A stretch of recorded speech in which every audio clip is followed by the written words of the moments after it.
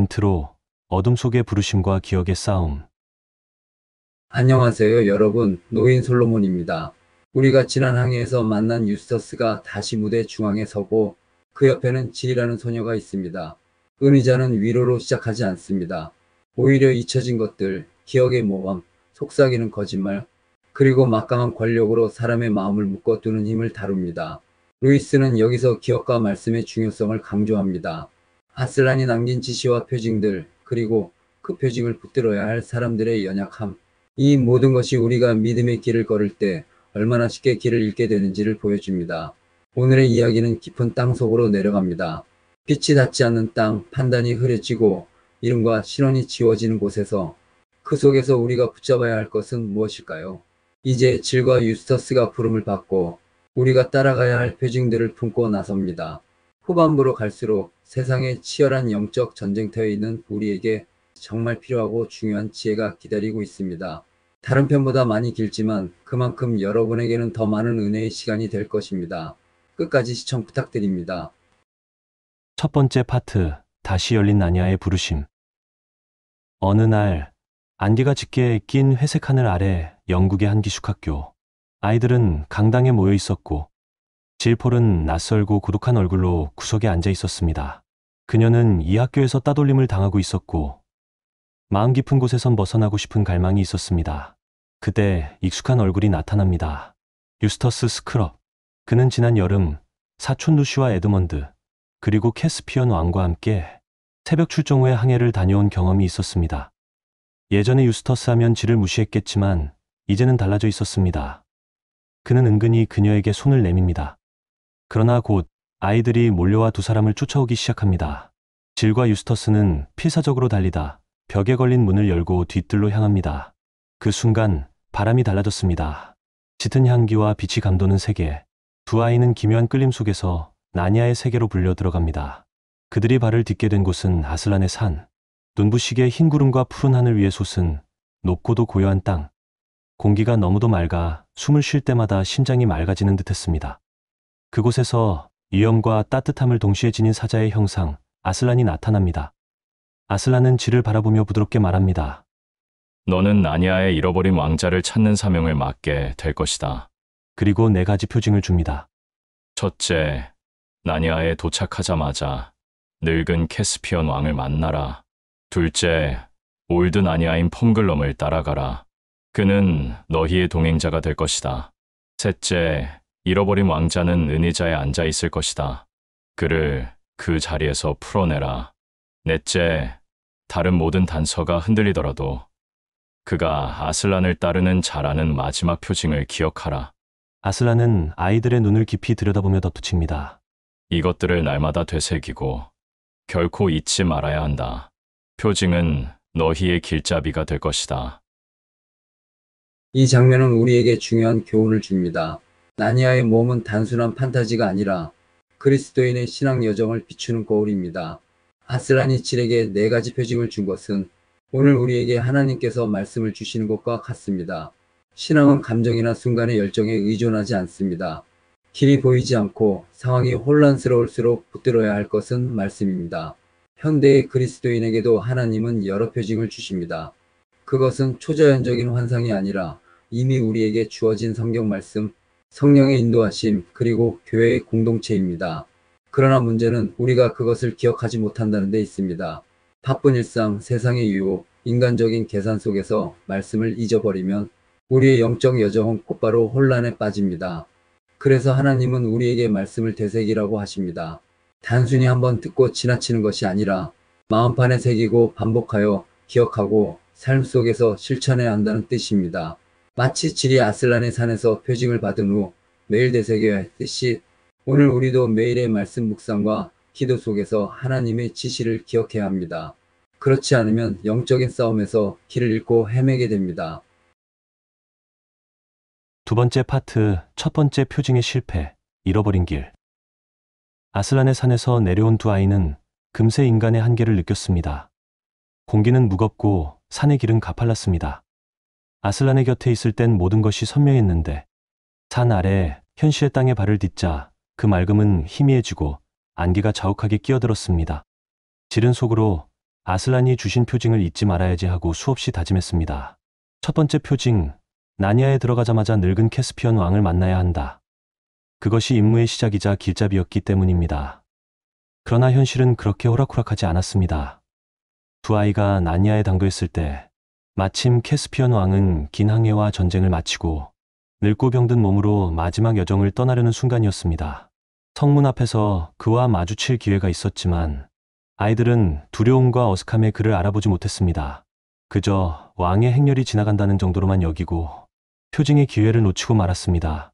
그 순간 두 아이의 가슴은 알 수 없는 허전함으로 무거워졌습니다. 아슬란이 주신 임무를 제대로 붙들지 못했음을 어렴풋이 느꼈기 때문입니다. 이 첫 번째 실패는 신앙의 여정에서 우리가 얼마나 쉽게 하나님의 말씀을 잊어버리는가를 보여줍니다. 아슬란의 산 위에서는 너무도 분명했습니다. 그곳에서 들은 말씀은 영원히 잊지 않을 것만 같았습니다. 그러나 현실의 무게, 일상의 안개 속에서는 놀라울 정도로 쉽게 흐려지고 맙니다. 오늘날 우리도 마찬가지입니다. 주일 예배에서 혹은 기도와 묵상의 순간에 하나님의 뜻이 선명하게 다가옵니다. 이제는 정직하게 살아야지, 사랑으로 대해야지, 말씀대로 순종해야지 라고 결단하지만 교회 문을 나서는 순간 세상의 소음과 일상의 바쁨 속에서 그 다짐은 사라져버립니다. 신앙의 문제는 아는 것보다 기억하는 것에 있습니다. 하나님의 말씀은 단순한 정보가 아니라 살아있는 표징입니다. 그것을 마음에 새기고 날마다 되새길 때에만 우리의 길이 올바로 세워집니다. 질과 유스터스가 왕을 앞에 두고도 그를 알아보지 못한 것처럼 우리도 말씀을 놓치면 하나님께서 주신 기회조차 알아보지 못합니다. 그 결과는 단순히 한 번의 실수가 아니라 이후의 모든 여정이 흔들리는 씨앗이 됩니다.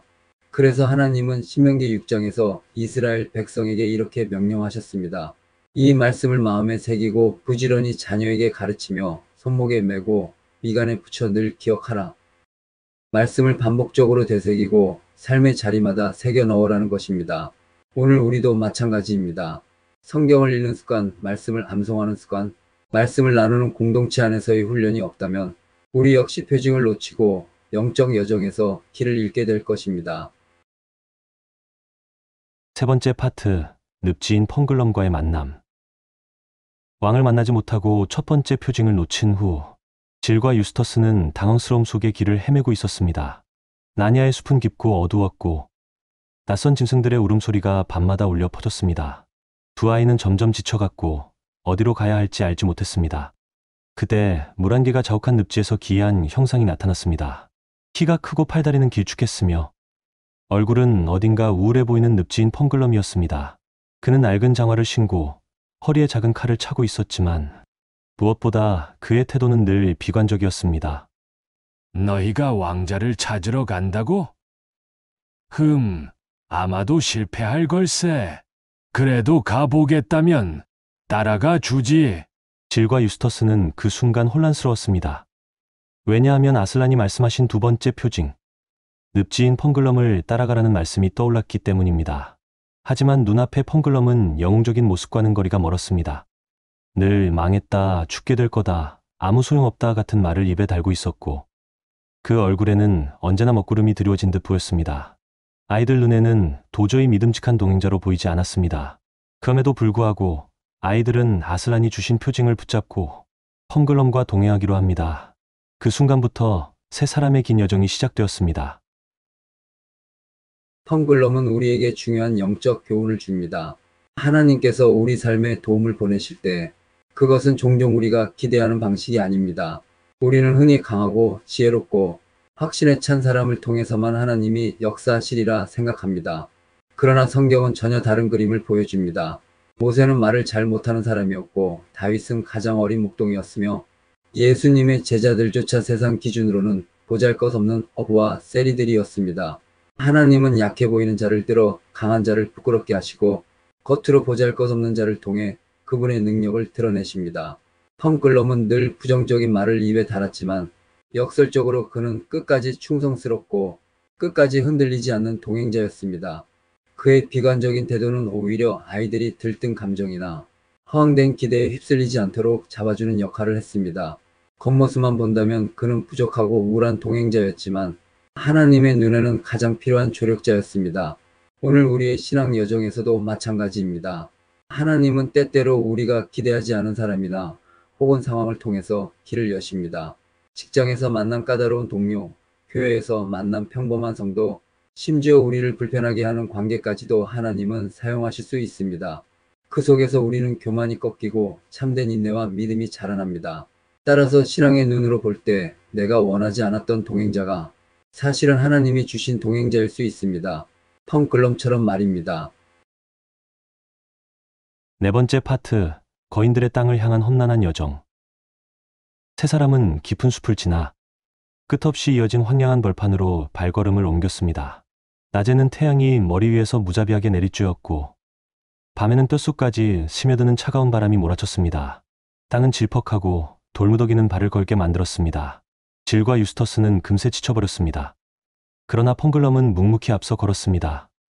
그는 늘 아무래도 다 죽게 될 거야 같은 말을 중얼거렸지만 아이들이 포기하려 할 때마다 다시 일어서도록 만드는 이상한 힘을 주었습니다. 그들의 걸음은 느렸지만 조금씩 앞으로 나아가고 있었습니다. 며칠 걸은 끝에 멀리 거대한 산맥이 눈에 들어왔습니다. 그 너머에는 무시무시한 거인들이 산다고 들었습니다.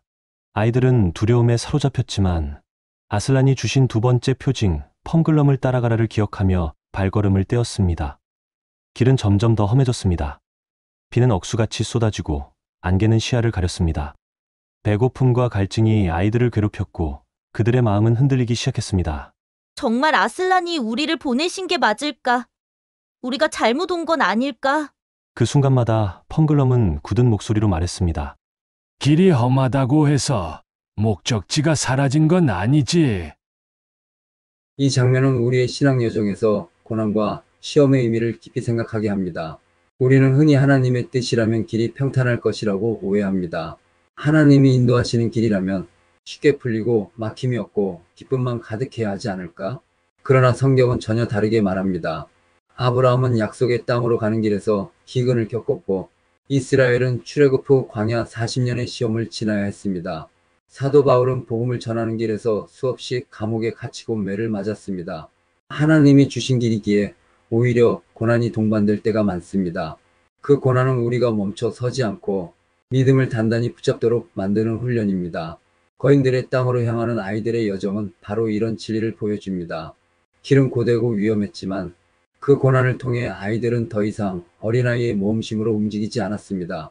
그들은 점점 사명을 붙든 순례자로 자라가고 있었습니다. 오늘 우리도 마찬가지입니다. 믿음의 길에서 만나는 고난은 결코 길을 잘못 들어섰다는 신호가 아닙니다. 오히려 그것은 우리가 올바른 길에 있음을 보여주는 경우가 많습니다. 예수님께서 말씀하셨습니다. 좁은 문으로 들어가라. 생명으로 인도하는 문은 좁고 길이 협착하여 찾는 자가 적음이라. 따라서 신앙의 여정에서 만나는 고난은 피해야 할 장애물이 아니라 하나님의 형상을 닮아가도록 빚어내는 도구입니다. 그 속에서 우리의 믿음은 더욱 단단해지고 사명은 더욱 분명해집니다. 다섯 번째 파트, 거인들의 성과 잔치의 유혹. 안개 낀 늪을 벗어나자 아이들과 펑글럼은 고원을 넘어 거대한 산맥을 마주하게 됩니다. 그곳에는 무시무시하게 솟아오른 성벽과 높은 탑들이 있는 장대한 성, 바로 거인들의 도시 하프스텟이 자리하고 있었지요. 성벽 위에는 깃발이 나부끼고 두꺼운 돌로 지어진 성문은 철로 덮여 있었습니다. 멀리서 보아도 그곳은 힘과 풍요의 상징처럼 보였습니다. 지친 아이들은 성문에 다가가면서 희망을 품습니다. 저곳에 가면 따뜻한 음식과 포근한 침대가 있겠지. 추위와 배고픔, 긴 여정의 고단함이 그들의 마음을 사로잡았던 것입니다. 성문이 열리자 거대한 거인들이 나타났습니다. 그들은 놀랍도록 친절하게 아이들을 맞아주었습니다. 아름다운 옷을 입은 여왕 같은 거인 부인은 웃으며 말했습니다. 작은 손님들이 왔구나. 우리 성에서 편히 쉬고 푸짐한 음식을 먹도록 하여라. 펑글럼은 불안해하며 아슬란의 표징을 떠올렸습니다. 북쪽으로 가라는 말씀, 그리고 주어진 사명, 하지만 음식 냄새와 불빛, 그리고 따뜻한 불가의 유혹은 아이들의 경계심을 무너뜨렸습니다. 그들은 연회장에 앉아 거인들이 차려낸 산더미 같은 음식들을 바라보며 잠시 모든 것을 잊어버립니다. 맛있는 고기, 달콤한 과일, 향긋한 와인, 아이들의 눈은 빛나고 입안에 침이 고였습니다. 그러나 바로 그 순간 그들은 아슬란의 4가지 표징 중 하나를 다시 잃어버리고 말았지요. 성 안에 있던 벽에는 크게 새겨진 문구가 있었습니다. 북쪽으로 가라. 아슬란의 뜻을 따라가라. 하지만 그들은 배고픔과 안락함의 마음을 빼앗겨 그 표징을 눈에 두고도 보지 못했던 것입니다. 거인들은 웃으며 잔치를 베풀었지만 그 웃음 뒤에는 다른 속셈이 숨어 있었습니다. 아이들과 펑글럼은 결국 자신들이 먹고 즐겼던 연회가 사실은 거인들이 사람 고기를 먹는 축제의 준비 과정이었음을 알게 됩니다. 그들은 가까스로 성에서 도망쳐 나오지만 한순간의 방심과 욕망이 얼마나 위험한지를 뼈저리게 깨닫게 되지요. 이 장면은 현대 신앙인들에게도 중요한 경고를 줍니다. 우리의 삶 속에도 거인의 성이 있습니다. 그것은 단순히 악한 세력이나 무서운 환경이 아니라 오히려 우리를 달콤하게 맞이하며 안락함을 약속하는 것들입니다. 편안한 자리, 인정받고 싶은 욕망, 돈과 성공이 주는 안정감, 이런 것들은 처음에는 우리를 위로해 주는 것 같지만 사실은 영혼을 잠식하는 함정이 될 수 있습니다. 아이들과 펑글럼이 연애 앞에서 아슬란의 표징을 잊어버린 것처럼 우리도 쉽게 말씀을 잊고 순간적인 만족을 따라가려 합니다. 신자의 길은 때로 추위와 배고픔이 따르지만 진정한 생명은 예수님이 인도하시는 길 위에 있습니다. 예수님께서는 사람이 떡으로만 살 것이 아니요 하나님의 입으로부터 나오는 모든 말씀으로 살 것이라 곧 말씀하셨습니다. 광야에서 사탄의 유혹을 받으실 때조차 예수님은 말씀으로 안락함의 유혹을 이기셨습니다. 우리도 신앙의 여정에서 고난과 불편을 피하고 싶은 마음이 들 때 아슬란의 표징, 곧 하나님의 말씀과 약속을 기억해야 합니다. 눈앞에 편안함을 줬는 삶은 결국 거인들의 연애처럼 우리를 삼켜버리지만 말씀에 순종하는 길은 힘들어도 영원한 생명과 진정한 자유로 인도하기 때문입니다. 6번째 파트, 지하 세계로의 추락. 아이들과 펑글럼은 거인들의 성에서 간신히 빠져나와 다시 길을 이어갑니다. 하지만 이제 그들의 눈앞에 펼쳐진 것은 어둡고 두려운 길이었습니다. 그들은 북쪽으로 향하다가 갑자기 깊고 검은 구덩이를 만나게 됩니다. 구덩이의 입구는 마치 지구의 상처처럼 벌어져 있었고 그 안에서는 차갑고 축축한 바람이 불어나왔습니다. 우리가 정말 이 안으로 들어가야 하느냐며 지른 두려움에 떨며 물었고 펑글럼은 심각한 표정으로 고개를 끄덕였습니다.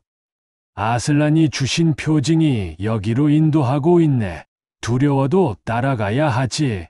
그들은 횃불을 들고 구덩이 속으로 들어갔습니다. 내려갈수록 빛은 사라지고 사방은 돌벽으로 막혀 있었습니다. 발밑에서 물방울이 떨어져 웅덩이를 만들고 그 소리가 울려 퍼지며 섬뜩한 울림을 냈습니다. 점점 더 깊은 곳으로 내려가자 그들은 지상과 완전히 단절된 듯한 느낌을 받았습니다. 공기는 무겁고 어둠은 손으로 만질 수 있을 만큼 짙었지요. 갑자기 땅이 흔들리고 돌바닥이 갈라지며 그들은 깊은 심연 속으로 떨어지고 말았습니다. 그 추락은 끝이 없는 듯 느껴졌습니다. 차가운 바람이 온몸을 스치고 두려움이 심장을 붙잡았습니다. 그러나 이상하게도 그 추락 속에서 그들은 완전히 부서지지 않았습니다.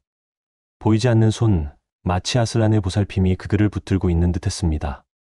마침내 그들이 도착한 곳은 지하 세계였습니다.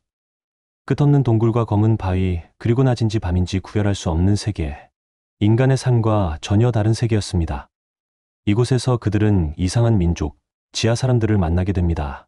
무표정한 얼굴, 기계적인 걸음걸이, 생기 없는 눈빛을 가진 이 사람들은 마치 의지가 사라진 존재들 같았습니다.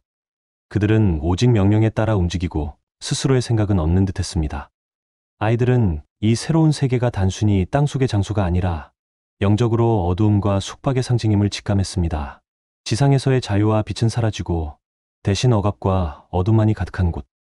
이곳에서 그들은 진짜 영적 전투가 시작되고 있음을 깨달았습니다. 지하 세계로의 추락은 단순히 모험의 전환점이 아니라 인간 영혼이 어둠에 사로잡힐 때의 모습을 상징적으로 보여줍니다. 우리도 때로는 삶에서 마치 끝없는 구덩이에 빠지는 듯한 경험을 합니다. 경제적 어려움, 관계의 상처, 영적 침체, 이 모든 것은 우리를 깊은 어둠으로 몰아넣습니다. 하지만 더 무서운 것은 어둠 속에서 빛을 보지 못하고 희망을 잃고 생기 없는 존재로 살아가는 영적 상태입니다. 지하 세계 사람들의 무표정한 얼굴과 기계적인 행동은 오늘날 하나님과의 관계를 잊고 세상의 시스템 속에서 단순히 사라지는 사람들을 떠올리게 합니다. 자유도 없고 주체성도 없고 오직 세상이 시키는 대로 살아가는 삶이지요. 그러나 성경은 말합니다. 그가 우리를 흑암의 권세에서 건져내사 그의 사랑의 아들의 나라로 옮기셨으니 예수님은 우리를 지하세계 같은 어둠에서 꺼내어 빛의 나라로 옮기시는 분이십니다. 우리는 때로 영적으로 추락하는 듯해도 아슬란이 보이지 않는 손으로 붙들고 있는 것처럼 하나님께서 결코 우리를 버리지 않으십니다. 따라서 성도의 삶에서 중요한 것은 추락의 순간에도 소망을 붙드는 것입니다. 그것은 바로 어둠 속에서도 주어진 표징, 곧 말씀과 약속을 기억하는 것이지요. 그럴 때 우리는 다시 일어나 빛을 향해 나아갈 수 있습니다. 7번째 파트, 녹색 부인과의 만남, 그리고 세뇌의 힘. 지하 세계의 깊은 통로를 따라가던 아이들과 펑글럼은 마침내 이상하게 아름다운 여인을 만나게 됩니다. 그녀는 초록빛 드레스를 입고 있었고 머리카락은 물결처럼 흘러내렸으며 눈빛은 마치 비추의 보석처럼 빛났습니다. 그녀의 이름은 알려지지 않았지만 모두가 그녀를 녹색 부인이라 불렀습니다. 처음 그녀를 본 순간 질과 유스터스는 묘한 매력을 느꼈습니다. 그녀는 부드러운 목소리로 말을 이어갔습니다. 멀리서 오셨군요, 작은 손님들. 이 어두운 세계에서 길을 잃지 않으려면 제 도움이 필요하실 거예요. 그녀는 친절하고 따뜻하게 다가왔지만 펑글럼은 불안한 기운을 감지했습니다. 녹색 부인의 눈빛은 따스하면서도 깊은 곳에서는 차갑게 번뜩였고 그녀의 말 속에는 은근한 유혹이 숨어 있었습니다. 녹색 부인은 아이들을 데리고 더 깊은 동굴로 안내하며 이렇게 말했습니다. 지상 세계는 그저 꿈일 뿐이에요. 여러분이 본 태양, 하늘, 아슬라. 그것들은 단지 여러분이 만든 환상에 불과합니다. 진짜 현실은 이곳 어둠 속에 있지요. 그녀는 향기로운 향을 피우고 거대한 화로에 석탄을 넣어 은근한 연기를 피워 올렸습니다. 그 연기는 사람의 정신을 흐리게 했고 점점 아이들은 혼란스러워졌습니다. 유스터스가 중얼거렸습니다. 정말 태양이 있었던 걸까? 아니면 내가 꾸었던 꿈이었나? 질도 마찬가지였습니다. 아슬란 그분이 정말 계셨던 걸까? 혹시 우리가 상상한 것이 아닐까? 그 순간 녹색 부인은 더욱 부드럽게 속삭였습니다. 맞아요. 여러분은 다만 꿈을 꾼 거예요. 진짜 세상은 이곳 지하 세계예요. 그러니 저를 따르세요. 이것이 바로 그녀의 세뇌의 힘이었습니다. 진실을 부정하고 거짓을 진짜 현실로 믿게 만드는 힘. 마치 어둠 속에서 빛을 부정하도록 사람들을 미혹하는 속삭임이었지요. 그러나 펑글럼은 마지막 힘을 내어 무릎을 치며 외쳤습니다. 아슬란, 그분은 살아계시다. 이 외침은 어둠을 깨뜨리는 불꽃 같았고 아이들은 비로소 정신을 차리게 됩니다. 이 장면은 현대 그리스도인이 직면한 영적 전투를 강렬하게 보여줍니다. 녹색 부인의 속삭임은 단순한 환상이 아니라 세상에 끊임없이 우리에게 들려주는 영적 세뇌의 상징입니다. 하나님은 없다. 신앙은 단지 내가 만들어낸 심리적 위안일 뿐이다. 진짜 현실은 눈에 보이는 것, 돈과 권력과 쾌락뿐이다. 영원한 소망 같은 건 없다. 내가 붙드는 건 다 꿈이다. 세상은 끊임없이 성도의 마음을 어지럽히며 진짜보다 거짓을 현실로 믿게 만듭니다. 이것이 바로 영적 전쟁의 핵심입니다. 그러나 성경은 이렇게 말합니다. 너희는 이 세대를 본받지 말고 오직 마음을 새롭게 함으로 변화를 받아 하나님의 선하시고 기뻐하시고 온전하신 뜻이 무엇인지 분별하도록 하라. 우리의 싸움은 단순히 외부의 박해가 아니라 세상 문화와 가치관이 우리 안에 심어주는 거짓을 분별하고 이겨내는 싸움입니다. 녹색 부인의 최면 같은 말 앞에서 펑글럼이 아슬란의 이름을 외쳤듯 오늘 우리도 세상의 거짓이 우리를 흔들 때 예수 그리스도의 이름을 붙들어야 합니다. 그분의 말씀, 그분의 십자가, 그분의 부활이야말로 우리의 정신을 깨우고 세상의 세뇌에서 벗어나게 하는 능력이기 때문입니다. 8번째 파트, 은의자에 묶인 왕자와 진리의 시험. 녹색 부인의 유혹을 가까스로 벗어난 아이들과 펑글럼은 지하 세계 깊숙한 곳, 커다란 방으로 안내됩니다. 방 안은 어둡고 차가웠지만 그 한가운데에는 눈을 뗄 수 없는 장면이 있었습니다. 거대한 은으로 된 의자, 정교하게 조각된 팔걸이와 등받이가 반짝이며 묘한 빛을 내고 있었습니다. 그런데 그 의자에 한 남자가 묶여 있었습니다. 그는 머리칼이 헝클어지고 눈에는 광기가 깃든 듯 했으며 사슬로 손과 발이 의자에 묶여 있었습니다. 그는 몸부림치며 괴로운 목소리로 외쳤습니다. 날 풀어주시오. 제발. 나는 무고하다. 나는 왕자다. 내 이름은 릴리안, 캐스피언 왕의 아들이다. 그러나 방을 지키던 하인들은 고개를 저으며 말했습니다. 주의하십시오. 그는 미친 자입니다. 이 은의자에 묶여 있지 않으면 흉포한 짐승처럼 변하여 누구든 해칠 것입니다. 질과 유스터스는 놀라 서로를 바라보았습니다. 이 사내가 정말 아슬란이 말씀하신 찾아야 할 잃어버린 왕자일까요? 아니면 단지 광기에 사로잡힌 미치광이일까요? 왕자는 목소리를 높이며 다시 외쳤습니다. 나는 나니아의 왕자다. 아슬란의 이름으로 명하노니 나를 풀어라. 이 은의자가 나를 가두고 있을 뿐이다. 그 순간 아이들은 아슬란이 주신 4가지 표징 중 마지막 것을 떠올렸습니다. 내가 지하에서 어떤 사람이 아슬란의 이름으로 말한다면 그의 말을 의심하지 말고 순종하라. 그것은 지금 그들이 직면한 상황을 설명하는 듯했습니다. 하지만 두려움이 밀려왔습니다. 만약 그가 진짜 왕자가 아니라면, 만약 그를 풀어주었다가 모두가 죽게 된다면. 잠시의 침묵 끝에 펑글럼은 굳은 표정으로 말했습니다. 아이들아, 아슬란의 표징을 잊지 말거라. 위험해 보여도 두렵게 느껴져도 진리는 두려움 속에서 드러나는 법이지. 우리는 그분의 말씀에 순종해야 한다. 마침내 아이들과 펑글럼은 왕자를 풀어주기로 결심했습니다. 그리고 사슬이 풀리는 순간 놀라운 변화가 일어났습니다. 왕자의 눈빛에서 광기가 사라지고 그 얼굴에는 왕다운 위엄이 되살아났습니다. 그는 깊은 숨을 내쉬며 고개를 들어 말했습니다. 나는 릴리안 왕자다. 오랜 세월 이 은의자에 묶여 녹색 마녀의 마법에 사로잡혀 있었노라. 너희가 나를 구해주었구나. 진리가 드러난 순간이었습니다. 아이들은 기쁨에 차서 눈물을 흘렸고 펑글럼은 하늘을 향해 감사의 기도를 올렸습니다. 이 장면은 신자의 삶에서 진리를 분별하는 시험을 잘 보여줍니다. 왕자가 은의자에 묶여 있었던 것은 단순히 육체적 속박이 아니라 거짓과 속임에 묶인 영혼의 상태를 상징합니다. 녹색 부인은 그의 자유를 빼앗고 그를 광인으로 보이게 했습니다. 하지만 그의 진짜 정체성은 나니아의 왕자, 곧 아슬란이 세운 나라의 상속자였습니다. 우리도 세상 속에서 때때로 진리와 거짓 사이의 시험대에 서게 됩니다. 어떤 말은 미친 것처럼 들리고 어떤 믿음은 위험해 보입니다. 하지만 하나님의 말씀은 우리에게 분명히 말합니다. 너희는 진리를 알지니 진리가 너희를 자유롭게 하리라. 왕자가 아슬란의 이름을 불렀을 때 아이들은 믿음으로 순종했습니다. 그 믿음이 곧 진리를 드러내고 억압에서 자유를 가져왔던 것입니다. 오늘날 우리도 비슷한 시험에 직면합니다. 세상은 신앙을 비웃고 하나님의 진리를 광기라 부릅니다. 때로는 하나님의 말씀에 순종하는 것이 손해처럼 보입니다.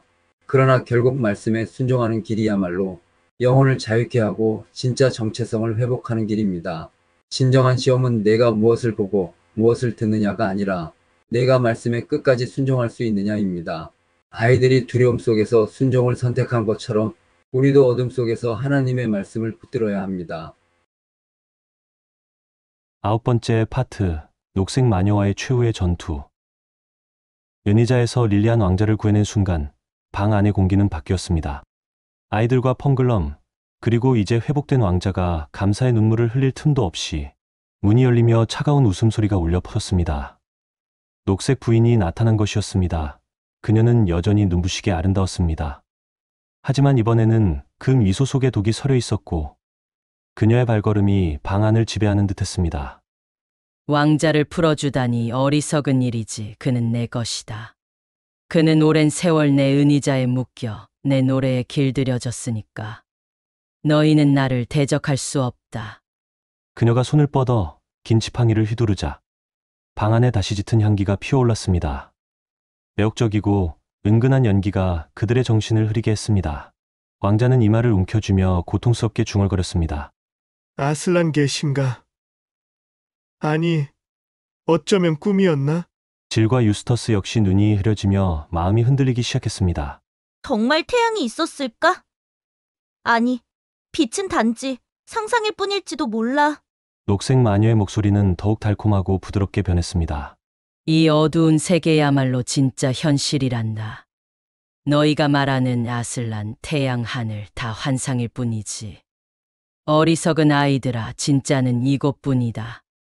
순간 아이들은 또다시 세뇌의 위협 앞에 놓였습니다. 그러나 이번에는 왕자가 먼저 정신을 붙잡았습니다. 그는 검을 움켜쥐고 외쳤습니다. 아슬란은 살아계시다. 태양은 존재한다. 내가 보지 못해도, 내가 기억하지 못해도 그것은 여전히 진리다. 이 외침과 함께 펑글럼도 분노에 찬 목소리로 외쳤습니다. 거짓된 마녀여! 내 힘은 오래가지 못할 것이다! 격렬한 전투가 시작되었습니다. 녹색 마녀는 지팡이를 휘둘러 뱀처럼 긴 줄기를 만들어내며 그들을 휘감으려 했습니다.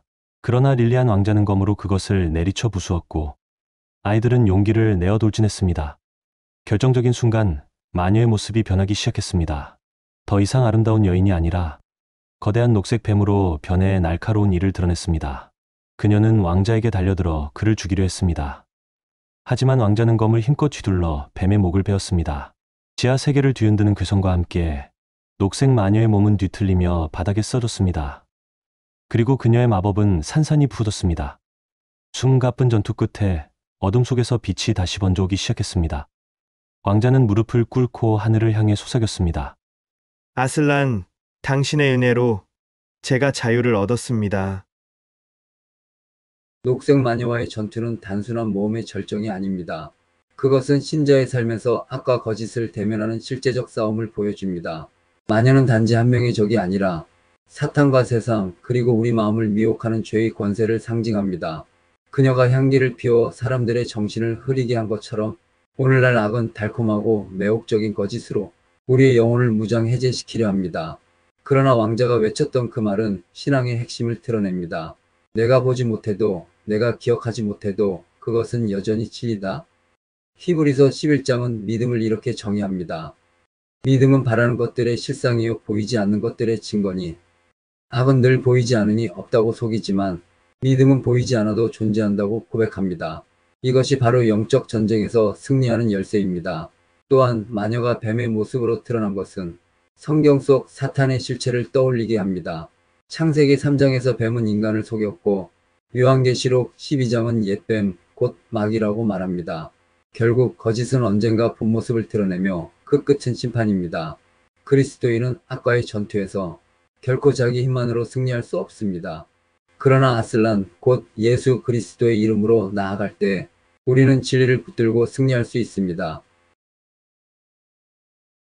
10번째 파트, 왕자의 귀환과 아슬란의 결론. 깊고 어두운 지하 세계에서의 전투가 끝나자 펑글럼과 아이들은 마치 안개가 걷히듯 무겁게 들여왔던 절망에서 해방되는 것을 느꼈습니다. 녹색 마녀가 무너지고 왕자 릴리아는 마침내 자유를 얻었습니다. 하지만 그들이 선 자리는 여전히 칠흑 같은 어둠과 뒤엉킨 지하의 통로였고 앞으로 나아갈 길은 불확실했습니다. 그러나 아슬란의 은혜는 여전히 그들과 함께하고 있었습니다. 땅이 흔들리며 지하 세계가 무너져 내리기 시작했을 때 그들을 향해 길이 열렸습니다. 위로 향하는 문이 열리고 하늘의 바람 같은 기운이 그들을 이끌었습니다. 마치 죽음에서 생명으로, 절망에서 소망으로 옮겨지는 듯한 장면이었습니다. 지상으로 올라온 일행은 찬란한 빛과 신선한 공기를 마주했습니다. 오랫동안 햇빛을 보지 못했던 릴리안 왕자는 눈부심에 잠시 눈을 감았지만 곧 두 손을 하늘로 들어 올리며 이렇게 외쳤습니다. 아슬란께 영광을! 나니아의 사람들은 오랫동안 잃어버린 왕자를 보고 기쁨의 환호성을 터뜨렸습니다. 릴리안은 오랜 숙박 끝에 돌아온 아들이자 나라의 소망이었습니다. 그의 귀환은 단순히 한 왕자가 돌아온 사건이 아니라 아슬란의 구속과 회복의 능력이 드러난 사건이었습니다. 그리고 그 자리에 아슬란이 나타났습니다. 황금빛 갈기를 흩날리며 깊고 단단한 목소리로 말합니다. 너희는 나의 표징을 기억했고 나의 인도를 따라 끝까지 인내했다. 그리하여 나니아는 다시금 자유를 얻었고 나의 뜻은 이루어졌다. 아슬란의 눈빛은 따뜻했지만 동시에 깊은 진리를 담고 있었습니다. 아이들은 그 앞에서 자신들의 연약함을 떠올렸습니다. 자주 흔들렸고 종종 의심했으며 때로는 포기하고 싶어 했습니다. 그러나 아슬란의 인도하심은 그 모든 연약함을 넘어섰습니다. 아슬란은 펑글럼을 향해 말했습니다. 내가 고통 속에서도 충성했기에 왕자와 나니아가 회복되었다. 믿음은 눈에 보이는 것이 아니라 내가 준 약속을 붙드는 것이다. 그리고 아이들을 바라보며 덧붙였습니다. 너희가 다시 나니아로 불린 이유는 단지 모험 때문이 아니었다. 너희가 이곳에서 배운 것은 곧 너희 세상에서 살아내야 할 진리다. 사람들은 그곳에서 너희를 비웃을 수도 있고 내가 준 표징을 잊으라 유혹할 수도 있다. 그러나 잊지 말아라. 나는 언제나 너희와 함께한다. 순간 아이들의 마음속에 깊은 울림이 있었습니다. 그들은 나니아의 싸움이 단순히 다른 세계의 이야기가 아니라 자기들의 삶 속에서 벌어지는 영적 전쟁의 모형이라는 것을 깨닫게 된 것입니다. 릴리안 왕자의 기원은 단순히 잃어버린 왕의 복권 이야기가 아닙니다. 그것은 그리스도의 구속 사건을 예표합니다. 인류는 죄와 속박 속에서 사탄의 거짓에 묶여 있었고 스스로 자유로울 수 없었습니다. 그러나 참된 왕 예수 그리스도께서 십자가와 부활을 통해 우리를 해방시키셨습니다. 그분의 통치 아래로 돌아온 교회와 성도는 마침내 진정한 자유와 기쁨을 누리게 되는 것입니다. 또한 아슬란의 말씀은 성도에게 주시는 권면과도 같습니다. 첫 번째, 표징을 기억하라. 이는 성경 말씀이 흔들리는 세상 속에서 우리가 붙들어야 할 표징임을 말합니다. 우리가 길을 잃을 때 말씀은 나침반이 되어줍니다. 두 번째, 인내하라. 이는 구원의 길이 항상 쉽지 않음을 뜻합니다. 때로는 의심과 유혹 속에서 넘어질 듯하지만 끝까지 인내하는 자에게 하나님은 약속하신 상을 주십니다. 세 번째, 사명을 가지고 돌아가라. 이는 아이들의 나니아의 모험은 끝났지만 아이들의 세상에서의 삶은 계속됩니다. 마찬가지로 신자들도 예배와 말씀 속에서 받은 은혜를 일상으로 가지고 나아가야 합니다. 궁극적으로 릴리안의 귀환은 왕의 통치가 회복된 기쁨을 보여줍니다. 이것은 바로 종말론적 소망, 곧 예수 그리스도께서 다시 오실 때 완전한 하나님 나라가 세워지고 모든 성도가 그분의 영광스러운 통치에 동참하게 될 것을 미리 보여주는 장면입니다. 에필로그, 은희자의 여정이 남긴 교훈과 단편 예고. 나니아의 땅은 다시금 자유를 얻었습니다. 왕자 릴리안의 귀환은 단순한 정치적 회복이 아니라 어둠에서 빛으로, 속박에서 자유로 옮겨지는 복음의 그림자였습니다. 험글럼과 아이들은 아슬란의 표징을 따라 끝까지 싸우며 신앙이란 흔들림 속에서도 붙드는 것임을 배웠습니다. 그들의 발걸음은 실수와 두려움으로 흔들렸지만 결국 중요한 순간마다 아슬란의 말씀과 표징이 그들을 살려냈습니다. 우리의 삶 속에서도 거대한 영적 전쟁은 끊임없이 이어지고 있습니다. 우리를 속박하려는 세상의 유혹과 사탄의 속임수, 그리고 우리 안의 연약함은 늘 우리를 무너뜨리려 합니다. 그러나 하나님은 우리에게 말씀이라는 표징을 주셨습니다. 그리고 그 말씀을 붙드는 자는 흔들리지 않고 끝까지 달려갈 수 있습니다. 은희자는 우리에게 이렇게 묻습니다. 너는 어떤 표징을 붙들고 있는가? 세상은 수많은 유혹과 거짓으로 우리를 혼란에 빠뜨립니다. 그러나 성경 말씀은 변하지 않는 나침반입니다. 너는 은밀한 속박에서 자유로운가?